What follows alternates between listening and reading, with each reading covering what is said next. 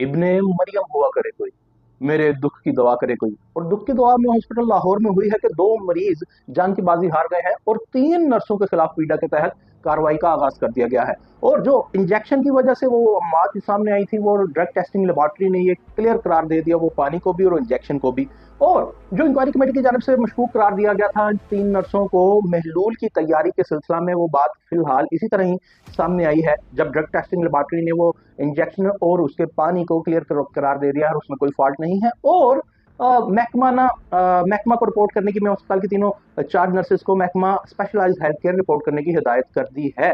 ये है जनाब हमारे मुल्क का कानून। और हमारे मुल्क के कानून में शायद बहुत सी मोशगाफियां, कमियां, कोताहियां हैं जिसको जनाब दोबारा से देखने की जरूरत है, मगर हम शायद वो देख नहीं रहे, और बरोक्त तो बिल्कुल ही नहीं देख रहे। मैं आपको बताते चलूं कि जब कोई नाबालिग कोई कत्ल करता है तो उसकी सजा जो एक बालिग आदमी कत्ल करता है उससे बहुत कम होती है। वो क्यों होती है? क्योंकि हमें ये पता होता है, हमारी अदालतें, हमारा कानून ये बात को जानता है कि नाबालिग फर्द को पता ही नहीं होता कि इसके क्या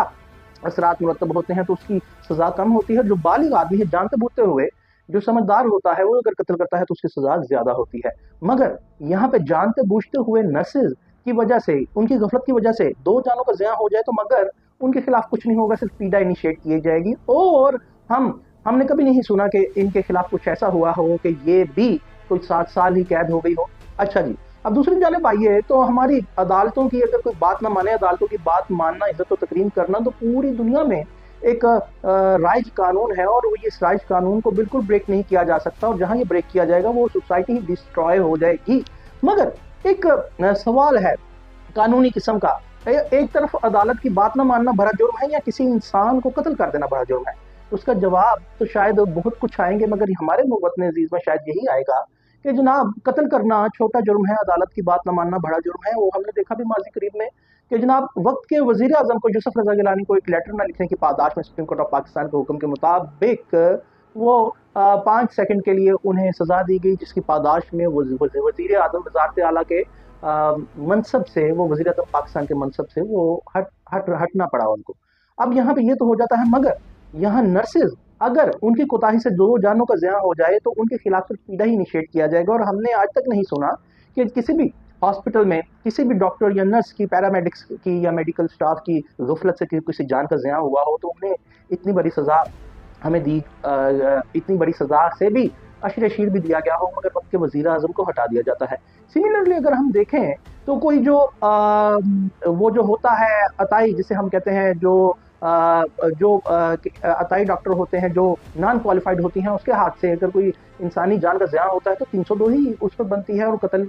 का ही उस पर मुकदमा हम दर्ज करवाते हैं, कर भी दिया जाता है। मगर जो क्वालिफाइड लोग हैं, उन उन उनकी गफलत से अगर किसी मरीज की जान जाती है तो उसमें कत्ल का मुकदमा कभी दर्ज नहीं होता। तो फिर नॉन क्वालिफाइड पे क्यों होता है? और अगर आप लॉ ऑफ लैंड पे, और अगर हम आप मजहब, हमारे मजहब की बात करें तो उसमें भी यही है कि जो शख्स जितना बाइल्म है उसकी उतनी गिरफ्त है। ये हमारे दीन इस्लाम का भी एक मेन महरिक है कि अगर आप जानते हैं दीन की बाबत, आप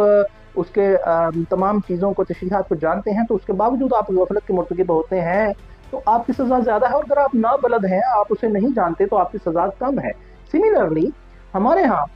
जब एक नाबालिग बच्चा कत्ल करता है तो उसकी सज़ा बहुत कम है, और जो बालिग है उसकी सज़ा ज़्यादा है। और जो नॉन क्वालिफाइड डॉक्टर है तो उससे मरीज की हलाकत की सज़ा 302 की शक्ल में है, मगर क्वालिफाइड डॉक्टर के लिए हमने, या पैरामेडिक्स के लिए कभी 302 नहीं सुनी। तो फिर ये इधर इस चीज़ का इतलाक क्यों नहीं है? नॉन क्वालिफाइड करे तो उस पर 302 है, और क्वालिफाइड जो जानते बूझते हुए, जिसकी गफलत से इंटेंशनली कोई नहीं करता, जानबूझ के कोई डॉक्टर, कोई पैरामेडिक्स, कोई नर्सेज ऐसा नहीं करती, किसी की जान नहीं करती, मगर नॉन इंटेंशनली उनसे जब ऐसा होता है। सिमिलरली बड़ी चीज़ें हैं जो नॉन इंटेंशनली होते हैं मगर काबिल गिरफ्त होती हैं। जिस तरह मैं आपको बताता चलूँ कि जनाब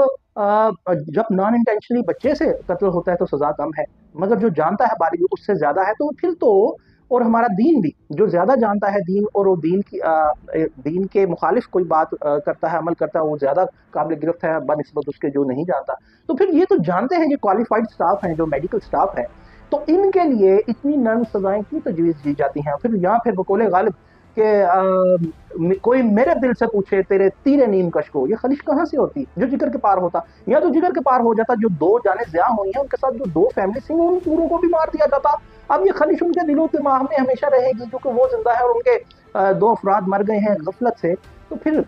जनाब उनके दिल में तो ये रहेगा। मुझे ये लगता है कि हमारे मुल्की कवानीन को रिवाइज करने की ज़रूरत है, दोबारा रिलेट करने की ज़रूरत है, अमेंड करने की ज़रूरत है, और ये वक्त का बहुत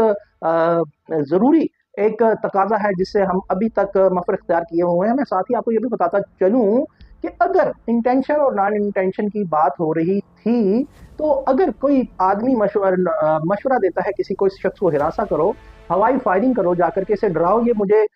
चूंकि मुझ पे ये हमलावर होता है, तो वो लोग जब जाते हैं वो हवाई फायरिंग करते हैं, तो हवाई फायरिंग के दौरान नादानिस्तगी में नॉन इंटेंशनली अगर वो फायर लग जाता है किसी बंदे को, वो मर जाता है, तो 302 इनिशिएट की जाती है। और वहां पे जब ये इस्टेब्लिश कर दे वो भेजने वाला कि भाई मेरा तो इंटेंशन कत्ल करना नहीं था, मैंने तो सिर्फ डराने धमकाने के लिए, क्योंकि ये लोग मुझ पे हमलावर हुए थे, मैंने अपने लोगों को भेजा था, तो अदालत क्या करती है, अदालत तब भी उसकी 2 से 4 से 7 साल तक वो कैद अक्सर हमें देखने में आता है तजवीज़ कर दी जाती है। तो फिर ऐसा क्यों है कि जब हमारे मेडिकल स्टाफ की जानिब से या पैरामेडिक्स की जानिब से नॉन इंटेंशनली गफलत से जानों का ज़िया होता है, तो फिर इतनी सी छोटी सजा भी नहीं होती कि हम ये भी नहीं सुनते कि टर्मिनेट फ्रॉम जॉब, या ये भी नहीं सुनते कि जनाब 2 साल कैद बामुशक्कत। ऐसा क्यों है भाई? जान, इंसानी जान की कोई वैल्यू नहीं है। ये है कि जब हम बाहर आते हैं, जब हम पब्लिक सर्वेंट नहीं बने, हम महकमा हेल्थ से नहीं, या किसी भी प्रोविंशियल या फेडरल महकमा से नहीं, तो तब तो हमारी गर्दन दबोच ली जाती है, लॉ ऑफ लैंड दबोच लेता है। तो फिर अगर हम पब्लिक सर्वेंट हैं, ये भले हम फेडरल सर्विसेज में हैं, भले हम प्रोविंशियल सर्विसेज में हैं, तो फिर हम भले चाहे किसी को कत्ल हमारी गफलत कर दें, मगर हमें हम आज़ाद हैं, हम पे कोई ऐसी सजा का इतलाक नहीं होगा जो हम बाहर हों। ये बड़े ही एक क्वेश्चन ऑफ लॉ है, जिस तरह मैंने किया बताया है कि कोई आदमी किसी को धमकाने के लिए हवाई फायरिंग करता है और वो बंदा मर जाता है, और वो ये स्टैब्लिश भी कर देता है कोर्ट ऑफ लॉ में जा करके कि मैंने तो सिर्फ, मेरा इंटेंशन तो था ही नहीं, हिरासत करने के लिए काम करवाया था, इसके बावजूद उसे कमोबेश 2 से 4 बरस की सजा हो जाती है। तो फिर क्या हम जब सरकारी मुलाजमत में चले जाते हैं, तो फिर हमारी नॉन इंटेंशनली यानी गैर इरादी तौर पे हमारी गफलत से कोई अगर मर जाए तो उसकी सजा 1 साल भी नहीं होती। तो फिर हमें रिवाइज करने की जरूरत है अपने लॉ ऑफ लैंड को, क्योंकि इंसानी जान मुकद्दम है ऑल अराउंड द ग्लोब, और वो दीनी किसी भी मजहब का कानून हो, बशमूल हमारे दीन फितरत का, और दुनिया के बेहतरीन एक दीन के हम पैरोकार हैं, और एक ऐसा दीन के जिसका गलबा इंसानी तारीख और इंसानी हयात पे सबसे ज़्यादा है, और सबसे ये एक कामिल दीन है जिसके हम पैरोकार हैं, दीन इस्लाम। उसमें भी यही है कि जनाब इंसानी जान मुकद्दम है, तो इंसानी जान की कदर कीमत, जब हम पब्लिक सर्वेंट होते हैं तो हमारे हाथ हमारी गफलत से जब उसका कोई ज़िया हो जाता है, तो फिर वो 1 साल कैद भी नहीं होती। ये कहाँ का इंसाफ है? हमें अपना निज़ाम इंसाफ या कवानीन को रिवाइज करने की ज़रूरत है।